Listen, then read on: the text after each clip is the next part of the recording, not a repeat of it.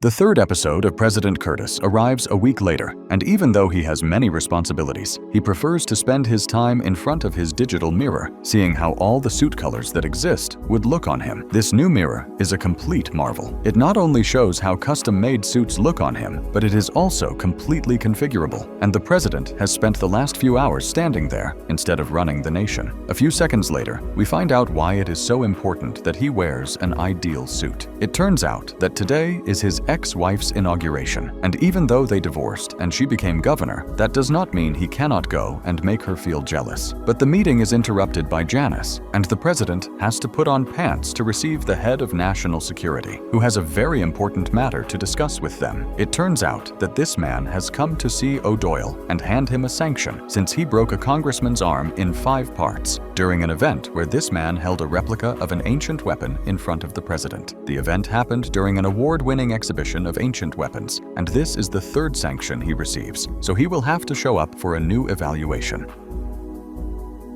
But if he does not pass, he will have to leave the Secret Service, and the president is quite worried, since O'Doyle is his favorite. However, the head of national security has come for another matter, since Banks has also received a sanction for being the traitor who ratted out her partner, and she will also go to the evaluation. Now, she is not only a snitch, but she has also broken the first rule of working in the government: always stick to the lie. But now, her job is in danger for being so stupid. And let's not talk about O'Doyle's trust. Taking all these decisions into account, the person in charge of defending the president during this time will be Mandiburas, the highest-ranking agent after O'Doyle, but who turns out to be a complete social misfit. And Curtis cannot go to his wife's gala with this thing by his side. From that extremely disappointing moment, we travel to his wife's gala, who is being congratulated for being the only person to manage to rehabilitate Candyman, the legendary killer of the city of Chicago. Mandiburas takes the liberty of asking the president why he has brought flowers to a gala of his ex-wife.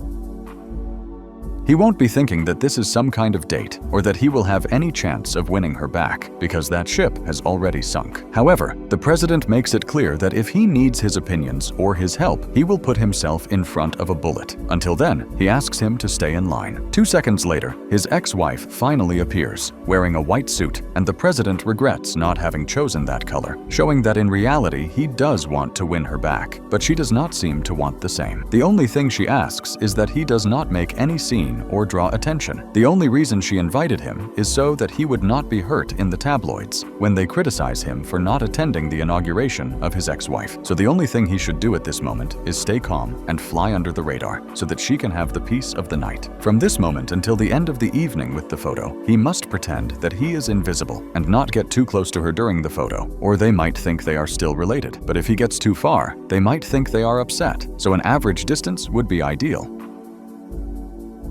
While the president tries to follow all these rules for a fairly common social event, we travel with the sanctioned ones, who are traveling on a train and have not spoken a single word since the trip began. But once they get to West Wing War, O'Doyle has to explain to them what they will do here. It turns out that the government has built a city of robots that test you depending on your job position. So as soon as they arrive, they hand them bracelets that will record all their movements and actions. And they are also told that if they do not get 70% on the exam, they will be fired. And now their bracelets come equipped with a stress level, which must always stay above 70%, or else they will be at risk of failing the test. On the other hand, we see the project that the president's ex-wife used to be able to rehabilitate Candyman. After she built thousands of mirrors and drones, they said his name 4 times to invoke him, managing to exhaust him. And on top of that, his deadly punches were received by a machine that turned them into energy. And so Candyman ended up being the provider of 20% of all the energy of the city of Chicago.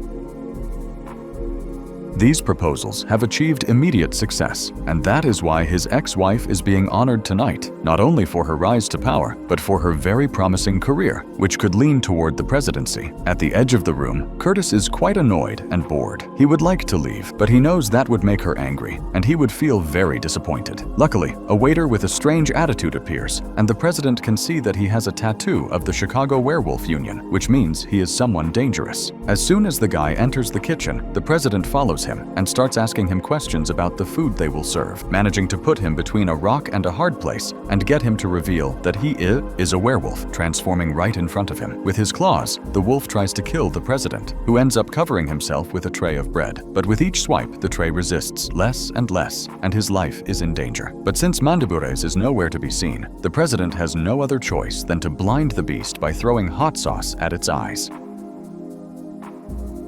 That gives him the seconds he needs for Mandibures to finally appear and throw himself onto the monster's back, managing to squeeze it by the neck with a rolling pin. Curtis tells him to use his silver bullets right away, but it turns out that Mandibures is not as ready as his old bodyguard. Not being ready for this kind of situation ends up getting Mandibures defeated, and the wolf throws himself at the president again, just before the president loses consciousness and surely his life. Mandibures stabs him with a silver fork in the ear, managing to kill him, but since he does not want to ruin the party or the president's chance of winning his ex-wife back, he starts wrapping the corpse in plastic. It turns out that the werewolves release a pheromone when they die, which triggers a wave of transformations in a chain. So if they do not do this, surely the other werewolves in the area will transform without control. So they have to call the base and tell them they have a silver code in progress. At that moment, we go back to O'Doyle, who is about to be tested in a shooting assessment, where he will have to act quickly and shoot whoever deserves it. At first, ordinary thieves start to appear, and he manages to hit the target. But after that, innocent babies start to appear, and he has to stay alert so he does not fail the test. In the end, a baby holding a gun from inside a stroller is the final target, and O'Doyle not only manages to pass the test, but he shoots the barrel of the baby's gun, managing to block it and prevent it from hurting him, leaving his evaluator very impressed, since nobody had managed to beat the baby with the gun, and everyone lost 20% of their points at that moment. But now he is above the normal limit, which is very impressive. However, in the case of Banks, even though things are going pretty well and she manages to successfully host a press briefing with the president, the second test does not go as she expected, because one of the robots appears and manages to get her to reveal confidential information about her partner. And this means she has ratted him out again, and she will surely receive another sanction.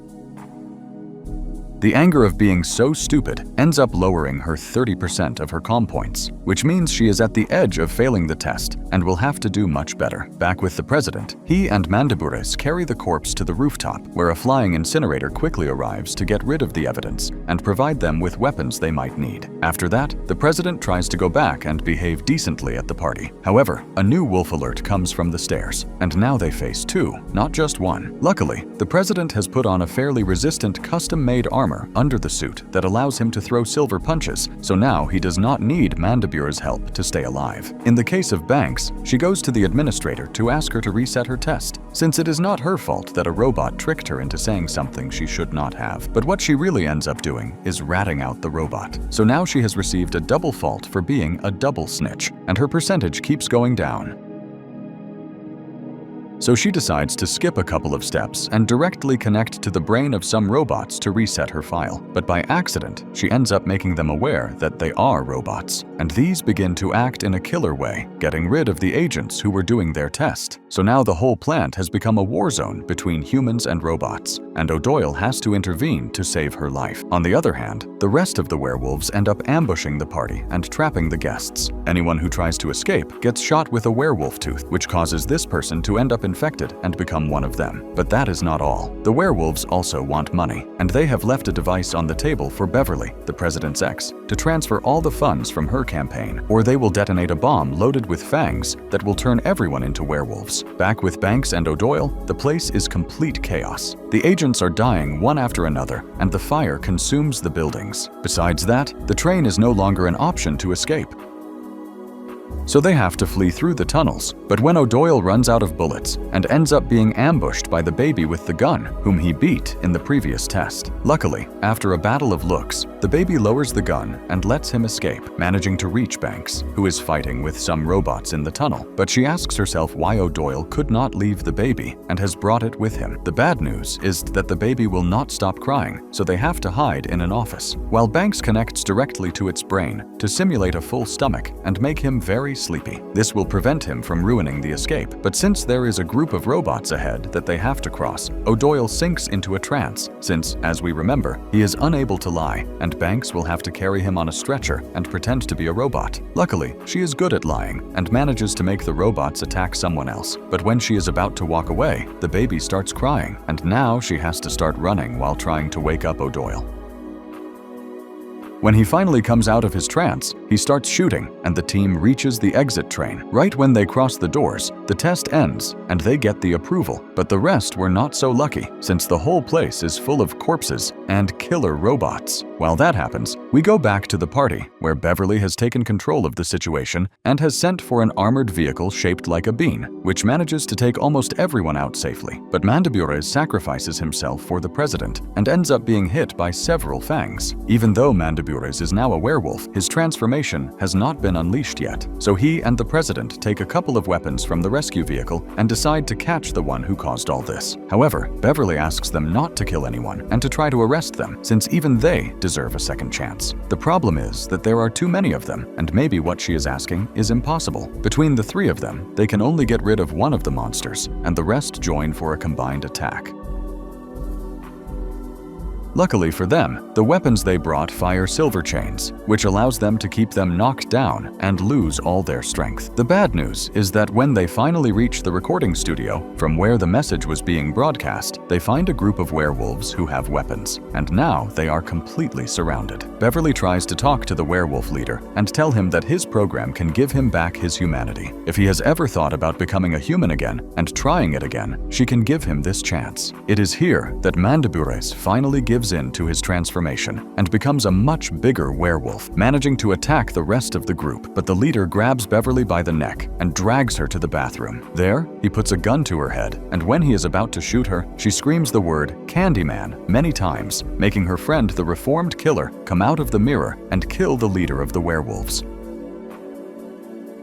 Candyman takes the leader of the werewolves and stabs him with his champagne glass. Then he lets out a large amount of fangs from his mouth to sting him in the face and cause him a lot of pain. Unfortunately for the killer, who enjoys the blood again, a champagne glass is not enough to kill a werewolf, and the president arrives in time to stop him from finishing the job, since Beverly wants to save the life of that monster so that he can have another chance to integrate into society. Once the situation is fully controlled, the wolves will be put under arrest and taken so that the program can give them back the possibility of being humans. But first, they will have to meet the sentence imposed on them for the acts committed tonight. Although at the front door, the reporters are waiting for the president to tell them how he managed to dismantle a group of werewolves on the first night of the inauguration of his ex, he decides to go out through the back door and let her take the credit for all this.